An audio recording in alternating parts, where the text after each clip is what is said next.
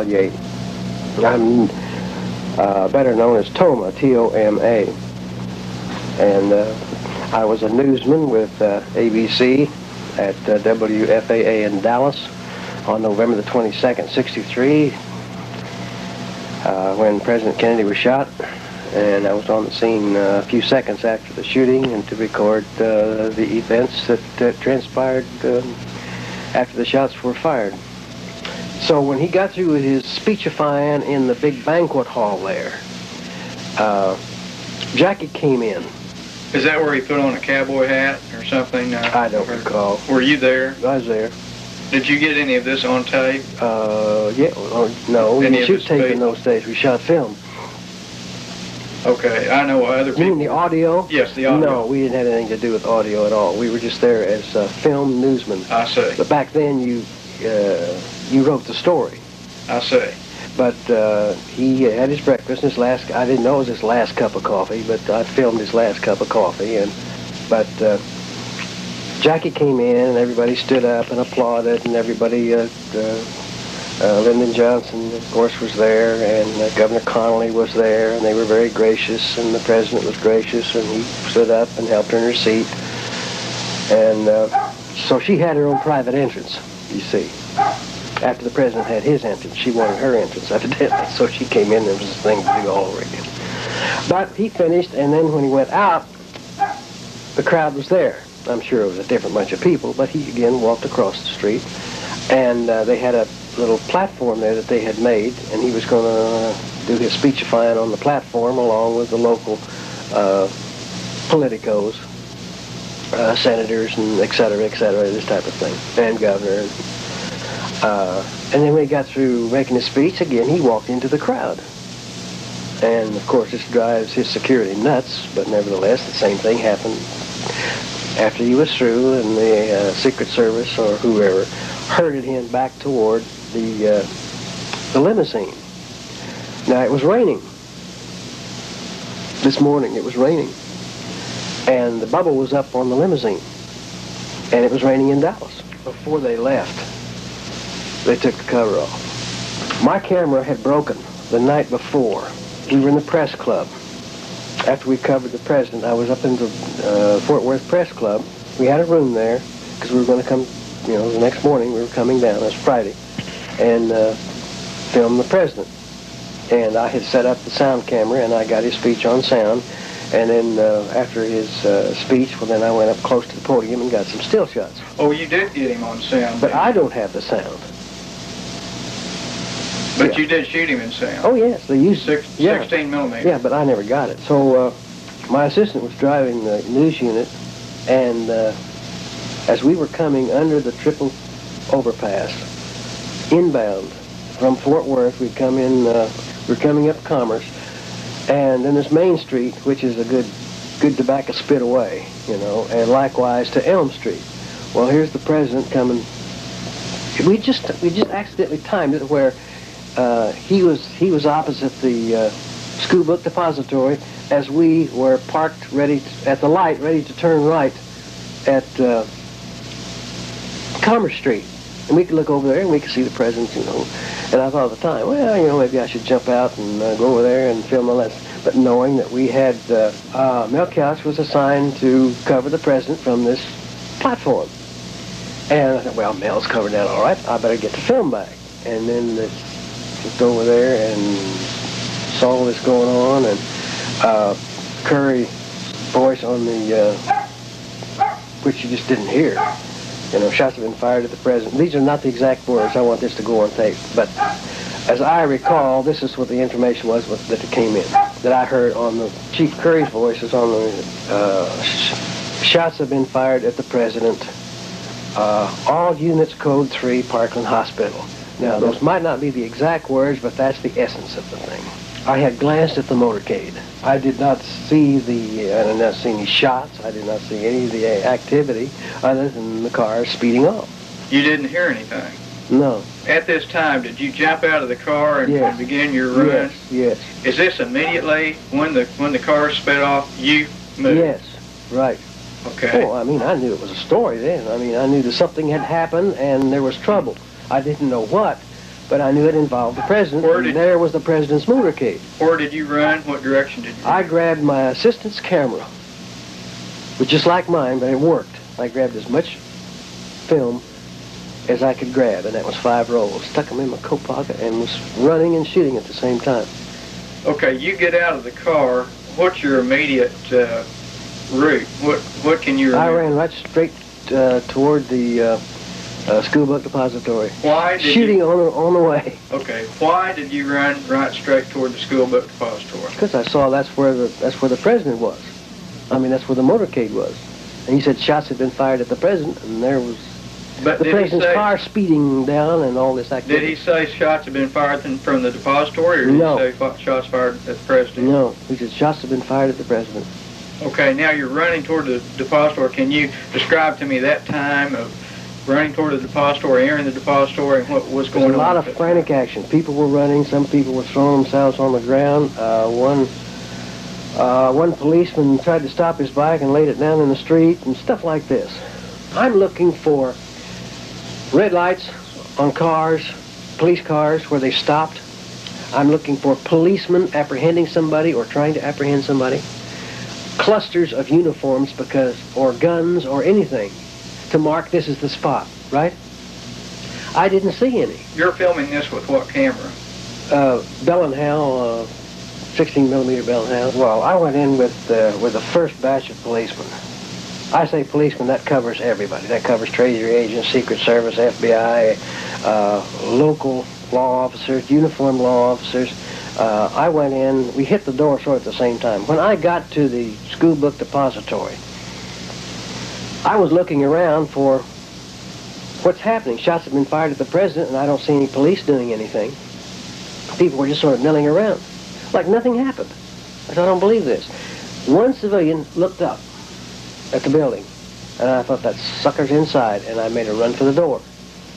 And when I hit the door, well, evidently some law officers decided they'd go in at the same time, and we all. I mean, they saw you run to the door, and they decided possibly your action. I don't know whether they saw me or were even aware of me. Is this not too long after the motorcade had advanced onto Parkland, gone into the triple underpass? I couldn't tell you in minutes how long. You couldn't say 5 or 10? You couldn't tell how long you were milling around? No, it's faster than that. You're talking about maybe 3 or 4 minutes? I'm talking about less than that. Okay, so from the time you saw the motorcade to the time you hit the door of the school book depository... When Chief Curry made that announcement, I was in that news unit long enough to just reach over and grab a camera and 5 rolls of film and get out that door. And we're talking about 8 seconds at top. Well, not that. We're talking about probably 5 seconds. Yeah, you're probably talking about... And I'm running and filming at the same time, and it was jerky because I was running. And I got there, and I looked around, and I suppose I stood there maybe 15 seconds. Then I saw the fellow look up, and then I ran to the door, thinking that the police were inside. The action was inside because I couldn't see anything outside. So I went in the door, and when I went in, there were several bodies went in with me. Later I was to find out that they were law officers. And one turned around. As soon as I went in with him, turned around and says, lock the door, don't let anybody in, nobody out. Well, we go through the building floor by floor. And all these guys are, the officers are looking around boxes, thinking that we went on up. It was the 7th floor. Didn't find a thing. No gunfight, no one. We started back down again. And on the 6th floor, what was his name? He said, no, I got it right here. Dean. Sergeant P.T. Dean. He was a detective for the Dallas Police Department. Saw the butt of the rifle. Now, let's get this straight. You are there when he sees the butt of the rifle. Yes. You were there. I even have pictures of him. I was on the same floor and just a few feet away from him when he saw it, when he found the rifle. And he didn't touch it. He said, I think I found the rifle. Because you can tell it's a rifle. You can see the butt. About 4 inches of the butt was sticking out. Okay, now this is not long after you run into the building then. Well, we had gone through darn near 7 floors of search and started back down again. So however long that takes, we're talking about at least probably 3/4 of an hour. Oh, I see. So it's not minutes that in which the gun is found. No. It's a half hour or more. I would say, yeah. Okay. And Dean started to retrieve it, and he didn't touch it. And Captain Fritz said, don't anybody touch it. called a lab. And somebody called a crime lab, and the crime lab man came, and I'm just guessing. It seemed like forever to me because I wanted to see that rifle. And you stayed right there with it? Oh, yeah, never moved. In fact, this is interesting. They would not let me, the officers there would not let me get around where I could get a picture of the butt of the rifle. Okay, what are your recollections upon going to Parkland? To tell you the truth, when you're under those conditions, a newsman, now at least this newsman, I'm more concerned with some idiot turning on a light right in the middle of the interview and screwing up my exposure. Do I crank back a half a stop? Do I, or a full stop? What's the power of his light? Is he shooting 500 or 1,300 or 1,000 watts? What's the increase on this thing? And they kept doing it all the time, and I'm having to film this thing. And my exposure. There's so much about the camera operation that you're really not listening to what he's saying. You halfway listen, because this clues you whether to turn the camera on or turn the camera off. But you're not there to say to yourself, well now, 23 years later somebody's going to be asking information and I'm going to have to remember this. You don't think of things like this. Right. But I do recall that there were some kind of diagrams drawn. Now, whether it was pertaining to the president's wound or whether it was Connolly's wound, and I'm sure these doctors weren't much of artists anyway, but we got, as I remember, most of our reports that we filmed, sound on, were concerning Connolly at that time because there wasn't too much you could do about the president. He was dead. And I don't have any of this because, you see, this went on the air. If it went on the air, I didn't get it. It wasn't thrown on the floor. There was film knee-deep in the editing room where they would just tear it off of reels and look at about every 10 feet and see if that's what they want because they had to get it out over the air. The and world more than likely it's destroyed or carried off. Oh, yeah, I have pictures of the little black boy that came in with a huge drum on wheels, and he would take the film that was on the floor and put it in and take it out and burn it. My man. And when I would come in to edit my film,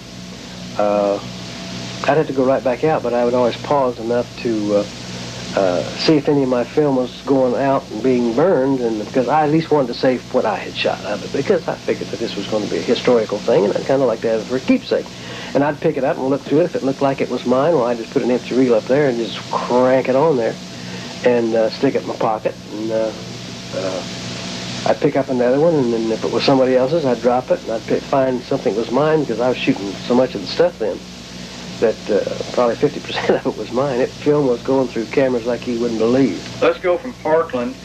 Did you see the president's body leave? Did you go to No. Love Field to see it leave, No. or the casket? No. Nothing. No No. confrontation between Secret Service agents and the Dallas police? The last time I saw President Kennedy is when he got into the limousine in Fort Worth and pulled out of sight around the corner on his way to Air Force One. Okay. Where were you after Parkland? You go to Parkland. I was there for a long time. Discovery of a bullet. These reports kept coming in. Discovery of a bullet supposedly happened the next day, evidently, but anything important that you can recollect now at Parkland? Any eyewitnesses? Anybody that saw the president's body? Anybody that saw any bullets, bullet fragments, Jackie splattered with blood, and this type of thing? Nothing? I never saw Jackie again. You never saw Jackie? No. Rumor about the President Johnson suffering a heart attack. No, I didn't hear about it. And you said all this time Bob Walker's back at the newsroom. Okay. What's your next, let's jump from there to your next vivid recollection that would have a bearing on possible evidence of this case from Parkland. Where are we going to the next day? Are we going to Saturday? I never heard of this bullet thing on the cot until probably a year later when somebody was revamping this thing, or maybe it was an article I'd stumbled across in Argosy or something like that. But as far as I know, it was not common knowledge that anybody found a bullet on any cot, no time, nowhere.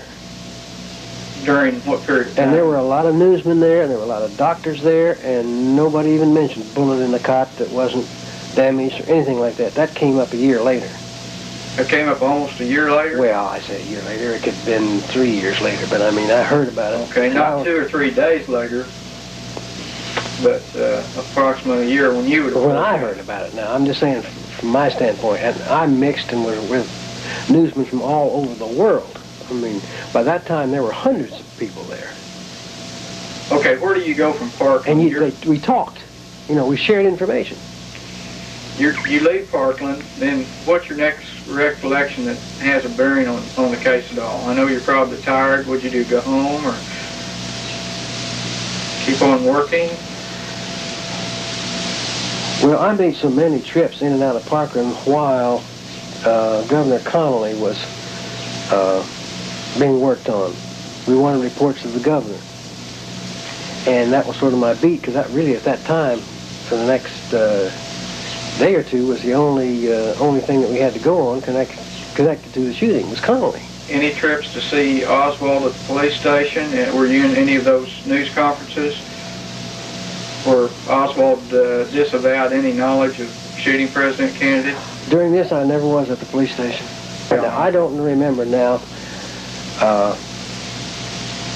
what happened after I left Parkland, because really the only time that I left Parkland that I recall, other than going home and coming back, and we're going to have more,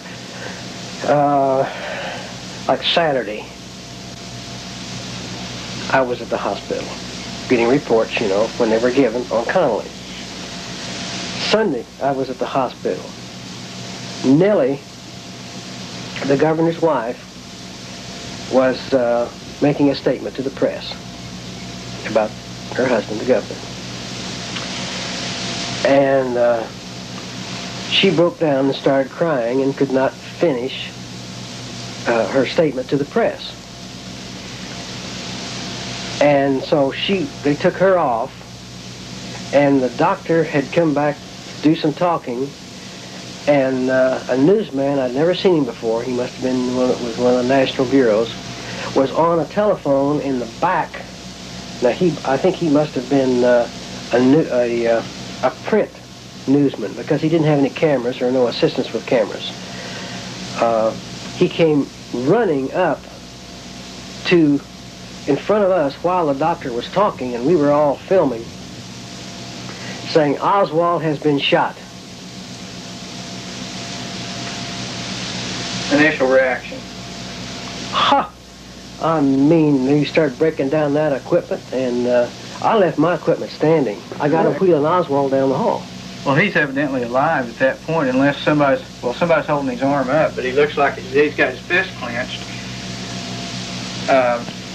He's alive. And that's the last I saw of Oswald, was that short trip from... Okay, now, you say getting into some good stuff. Are you progressing to the Ruby trial, or are you... No, there's some stuff that we aren't into yet before the Ruby trial. It's important to know that the film that we were using was a black and white film of very high speed. It was outdoors in the sunshine, or when you've got sunlight or bright light. We use it without a filter, or with a filter. Okay. We put a filter in. That takes 3 stops off of it and puts us down into the exposure. Otherwise, we'd be overexposed. This is to give us the latitude. So when we go in where it's dark, we take the filter out, and the film is fast enough that it will cover things shot indoors. Day and night with a filter. Okay. Right, so we can shoot indoors and outdoors by putting a filter in or taking it out. Okay. They dispatched when there was one fellow, he was a retired naval officer, and he was one of our newsmen. And Ron something was his name. And he was complaining, and they tell me, that he wasn't, they never sent him out, and all this world, this historical thing was going on all around him, and they kept him in the newsroom. And I won't go into why, but you can probably see from what I'm going to tell you why they kept him in the newsroom, bless his heart. He was the only one around in the newsroom that they could send out. They said, "We've just got word that the suspect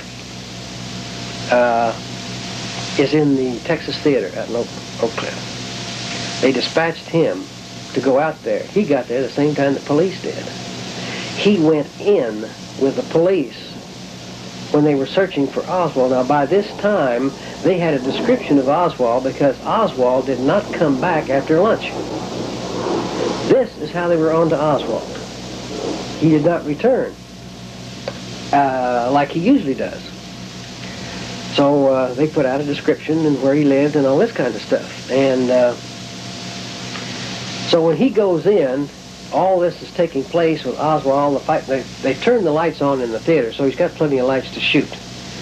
And so when Officer McDonald, M.N. McDonald, right. Slides in beside Oswald, Oswald had this loose jacket over his pants and shirt. And he had to reach inside, lift it and reach inside. As soon as he did that, McDonald grabbed his hand. And when he came out, why, that's when he had his hand on the pistol. The pistol was cocked and the hammer came down on his, he said it's pointing right in my gut, and that hammer took the webbing, caught in the webbing of it and didn't fire. This newsman was filming all this with his filter in. Didn't get a thing. And still with buck fever, when they drug him out into the daylight to load him in the car, he pulled his filter out, completely reversed things, and it was completely blank. Overexposed to where you couldn't even see anything. Oh boy. Had history right there in his hands and reversed the process. Now I see why they kept him in the newsroom.